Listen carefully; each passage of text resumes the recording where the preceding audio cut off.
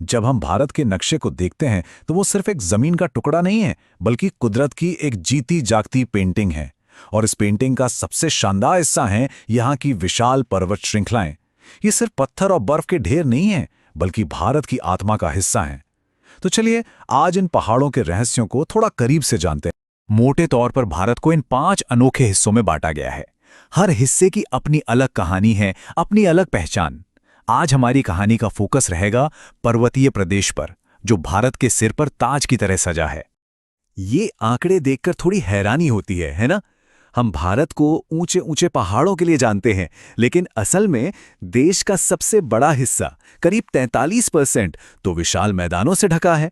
और शायद यही बात हमारे पहाड़ों को और भी खास बना देती है।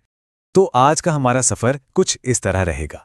हम हिमालय की उस महान दीवार को समझेंगे, फिर उसकी अलग अलग परतों में उतरेंगे, पश्चिम से पूर्व तक की एक लंबी यात्रा करेंगे, और आखिर में उत्तर से थोड़ा आगे बढ़कर भारत के पुराने प्रायद्वीपीय पहाड़ों की भी एक झलक देखेंगे। तो हमारा पहला पड़ाव है महान हिमालय। देखिए, ये सिर्फ एक पर्वत श्रृंखला नहीं है, ये एक युवा और डायनामिक ताकत है, जो आज भी इसी वक्त धीरे धीरे ऊंची हो रही है। इसका जन्म करोड़ों साल पहले हुई एक जबरदस्त भूगर्भीय टक्कर से हुआ था। तो सवाल ये है कि हिमालय बने कैसे? इन्हें वलित पर्वत या फोल्ड माउंटेन्स कहते हैं। इसको ऐसे समझिए कि 2 बहुत बड़ी जमीनी प्लेटें एक दूसरे से टकराईं और उनके बीच की जमीन, कीचड़ और चट्टानें, सब कुछ एक कागज की तरह मुड़कर ऊपर उड़ गया। बस यही हिमालय है। और मजे की बात यह है कि धरती की उम्र के हिसाब से ये पहाड़ अभी बच्चे ही हैं।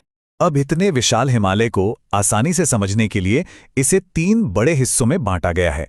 सबसे उत्तर में है ट्रांस हिमालय, बीच में है विशाल मुख्य हिमालय, और पूरब की तरफ हैं हरी भरी पूर्वांचल की पहाड़ियां।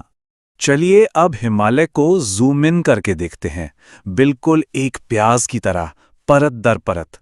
हम सबसे बाहरी यानी सबसे उत्तरी परत से शुरू करेंगे और एक एक करके दक्षिण की ओर बढ़ेंगे। हमारी यात्रा शुरू होती है ट्रांस हिमालय से। इसे तिब्बती हिमालय भी कहते हैं। क्यों? क्योंकि इसका ज्यादातर हिस्सा तिब्बत के पठार पर पड़ता है। यहाँ एक के पीछे एक 3 बहुत ही शक्तिशाली पर्वतमालाएं हैं, काराकोरम, लद्दाख और जास्कर। काराकोरम रेंज को आप पहाड़ों का बादशाह कह सकते हैं। यहीं पर है दुनिया की दूसरी और भारत की सबसे ऊंची चोटी K2। ये बर्फीले रेगिस्तानों का घर है, जहां सियाचिन जैसे विशाल ग्लेशियर्स हैं, और यहीं से वो ऐतिहासिक काराकोरम दर्रा भी गुजरता है, जो सदियों से व्यापार और रणनीति के लिए बहुत अहम रहा है। अच्छा, अब ट्रांस हिमालय से थोड़ा दक्षिण की ओर आते हैं और मुख्य हिमालय में दाखिल होते हैं। यहां भी 3 समानांतर मतलब पैरेलल रेंज हैं। और एक बड़ी मजेदार बात है, ये पूरी पर्वतमाला पश्चिम में तो बहुत चौड़ी है, करीब 400 किलोमीटर, पर जैसे जैसे हम पूरब की तरफ जाते हैं ये पतली होती जाती। वृहद और मध्य हिमालय, ये 2 बिल्कुल अलग दुनियाएं हैं। वृहद हिमालय, जिसे हिमाद्री भी कहते हैं, वो देवताओं का निवास है, हमेशा बर्फ से ढका हुआ, जहां एवरेस्ट और कंचनजंगा जैसी चोटियां आसमान से बातें करती हैं। और ठीक उसके नीचे है मध्य हिमालय या हिमाचल। ये कम ऊंचा और हरा भरा है। ये खूबसूरत घाटियों, सेब के बागों और चरवाहों का घर है। अच्छा, क्या कभी करेवा के बारे में सुना है? ये कश्मीर घाटी का असली खजाना है। असल में ये ग्लेशियरों द्वारा लाई गई मिट्टी की बहुत मोटी और उपजाऊ परतें हैं, और इन्हीं पर दुनिया का सबसे कीमती मसाला केसर, या जिसे ज़ाफ़रान कहते हैं, उगता है। तो ये करेवा आखिर बने कैसे? कहानी बड़ी दिलचस्प है। सोचिए, लाखों साल पहले वृहद हिमालय और पीर पंजाल रेंज के बीच एक बहुत बड़ी झील हुआ करती थी। सदियों तक नदियां और ग्लेशियर उसमें मिट्टी जमा करते रहे। फिर जब वो झील सूख गई तो पीछे रह गई ये उपजाऊ जमीन, जिसे आज हम करेवा के नाम से जानते हैं। अब बात करते हैं दून और द्वार की। ये मध्य हिमालय और सबसे बाहरी शिवालिक पहाड़ियों के बीच की लंबी लंबी खूबसूरत घाटियां हैं। पश्चिम में इन्हें दून कहते हैं, जैसे देहरादून, जहां चावल के खेत लहलहाते हैं। और जब हम पूरब में जाते हैं तो यही घाटियां द्वार कहलाती हैं, जो अपने चाय के बागानों के लिए मशहूर हैं। अभी तक हम हिमालय को उत्तर से दक्षिण यानी परतों में देख रहे थे। अब चलिए नजरिए को थोड़ा बदलते हैं। अब एक लंबा सफर करते हैं पश्चिम से पूरब की ओर, और देखते हैं कि हर इलाके में हिमालय का रंग रूप कैसे बदलता है। इस तरह से हिमालय को बांटने का आइडिया सबसे पहले एक जियोग्राफर सिडनी बुराड को आया था। उन्होंने हिमालय को उन बड़ी नदियों के आधार पर बांटा जो पहाड़ों को काटकर अपना रास्ता बनाती हैं। तो चलिए उनकी नज़र से हम कश्मीर, कुमाऊं, नेपाल और असम हिमालय का सफर तय करते हैं। हमारी यात्रा शुरू होती है कश्मीर हिमालय से, जो सिंधु और सतलुज नदियों के बीच फैला है। ये सिर्फ पहाड़ों का इलाका नहीं, बल्कि आस्था और विश्वास का भी एक बड़ा केंद्र है। यहीं पर पीर पंजाल की शक्तिशाली रेंज है और यहीं वैष्णो देवी और अमरनाथ जैसे पवित्र धाम भी हैं। अब हम पहुंचते हैं उत्तराखंड यानी कुमाऊं हिमालय में। सतलुज और काली नदियों के बीच बसे इस क्षेत्र में भारत की दूसरी सबसे ऊंची चोटी नंदा देवी है। इसे देवभूमि भी कहते हैं और ये नाम बिल्कुल सही है, क्योंकि केदारनाथ और बद्रीनाथ जैसे 4 धाम यहीं हैं।